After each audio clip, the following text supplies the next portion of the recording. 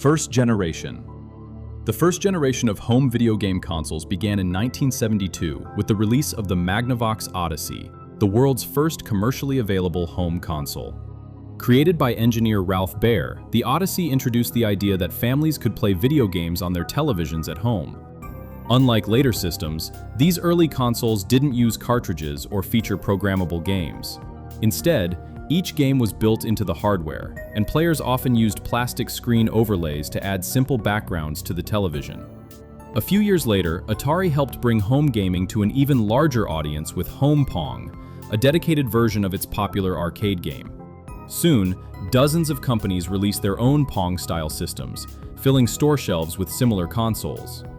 While these machines were very limited by today's standards, they proved that home video games could become a successful form of entertainment and laid the foundation for everything that followed. Second generation. The second generation began in 1976 with the release of the Fairchild Channel F, the first home console to use interchangeable game cartridges. Instead of buying an entirely new console for different games, players could simply purchase a new cartridge, changing the future of home gaming forever. The idea quickly gained popularity, and in 1977, Atari released the Atari 2600, which would become one of the most iconic consoles of all time. Other companies joined the competition with systems like the Magnavox Odyssey 2, Intellivision, and ColecoVision, each offering different features and exclusive games. As technology improved, developers created larger and more ambitious games, helping the industry grow rapidly.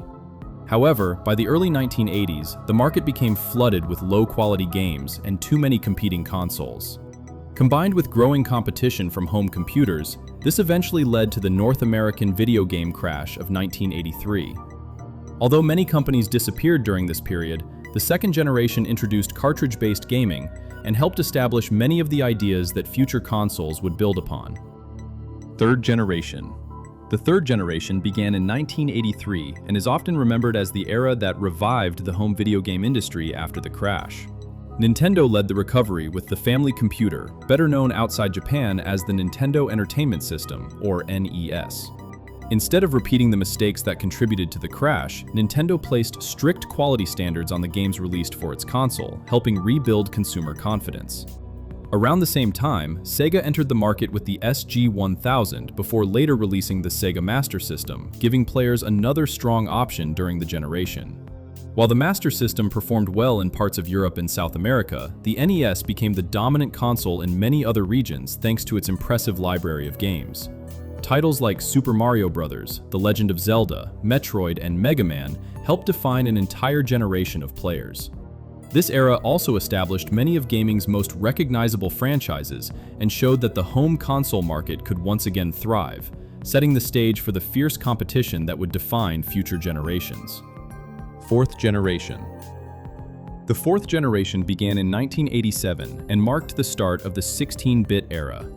NEC entered the market first with the PC Engine, released as the TurboGrafx 16 in North America, while Sega launched the Genesis, known as the Mega Drive in many parts of the world. Nintendo followed with the Super Nintendo Entertainment System, creating one of the biggest rivalries in gaming history. This generation introduced more detailed graphics, larger game worlds, improved sound, and faster gameplay than the consoles that came before it. It also gave players some of the most memorable games ever made, including Sonic the Hedgehog, Super Mario World, The Legend of Zelda, A Link to the Past, and Street Fighter II. The competition between Nintendo and Sega became known as the Console Wars, helping push both companies to constantly improve their hardware and games. By the end of the generation, home consoles had become more popular than ever and were beginning to rival arcade games in quality. Fifth generation. The fifth generation began in 1993 and brought one of the biggest changes in gaming history with the move from 2D graphics to fully 3D worlds. Companies experimented with new technology and different types of hardware as the industry entered a new era. Early systems like the 3DO and Atari Jaguar struggled to gain a large audience, while Sega released the Sega Saturn and Nintendo followed with the Nintendo 64. Sony also entered the console market for the first time with the original PlayStation, quickly becoming a major competitor. CD-based games became far more common during this generation, allowing developers to create larger games with full-motion video, voice acting, and higher quality music. Although the Nintendo 64 continued using cartridges, it became home to classics like Super Mario 64 and The Legend of Zelda: Ocarina of Time, while the PlayStation found massive success with games such as Final Fantasy VII, Metal Gear Solid, and Gran Turismo. By the end of the generation, 3D gaming had become the new standard, forever changing the direction of the industry. Sixth generation. The sixth generation began in 1998 with the release of the Sega Dreamcast, the first console of the new era. Although the Dreamcast introduced features like built-in online gaming and impressive graphics for its time, Sega struggled to compete and eventually left the home console business. Sony followed with the PlayStation 2 in 2000, which became the best-selling home console of all time thanks to its massive game library and built-in DVD player. Nintendo released the GameCube in 2001 with a compact design and exclusive games like Super Smash Bros. Melee and Metroid Prime. That same year, Microsoft entered the console market with the original Xbox, introducing players to the Halo series and laying the foundation for Xbox Live, which became one of the most influential online gaming services ever created. This generation saw major improvements in graphics, online gaming, and multimedia features, helping shape the modern gaming experience and setting the stage for the high-definition era that followed. Seventh generation. The seventh generation began in 2005 with the launch of the Xbox 360, followed by the PlayStation 3 in 2006 and the Nintendo Wii later that same year. This generation introduced high-definition gaming to a much wider audience, with better graphics, online multiplayer becoming more common, and digital game downloads starting to grow through services like Xbox Live Arcade and the PlayStation Store. Nintendo took a completely different approach with the Wii, focusing on motion controls instead of raw hardware power. Wii Sports became a worldwide phenomenon and helped bring millions of new players into gaming. Meanwhile, the Xbox 360 became known for its strong online features and multiplayer games, while the PlayStation 3 eventually gained momentum with powerful hardware and a growing lineup of exclusive titles.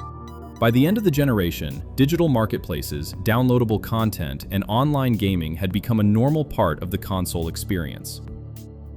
Eighth generation. The eighth generation began in 2012 with the Wii U, followed by the PlayStation 4 and Xbox One in 2013. Nintendo experimented with a controller that featured a built-in touchscreen, but the Wii U struggled commercially despite having several strong games.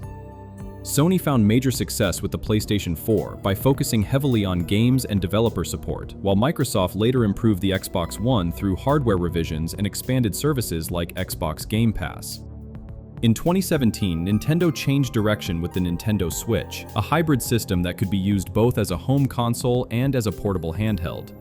This generation was defined by the rise of digital downloads, game updates, subscription services, and the growing popularity of online ecosystems. Consoles became less like standalone machines and more like connected gaming platforms that continued evolving long after launch. Ninth generation. The ninth generation began in 2020 with the release of the PlayStation 5, Xbox Series X, and Xbox Series S. The biggest technological leap was the widespread adoption of fast solid-state drives, which dramatically reduced loading times and allowed games to move through worlds much more seamlessly.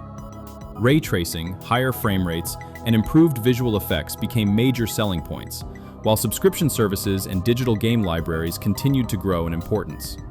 Unlike previous generations, the transition was less about abandoning older consoles immediately and more about supporting multiple generations at the same time. Many games released on both new and older hardware, making the shift feel more gradual than past console launches.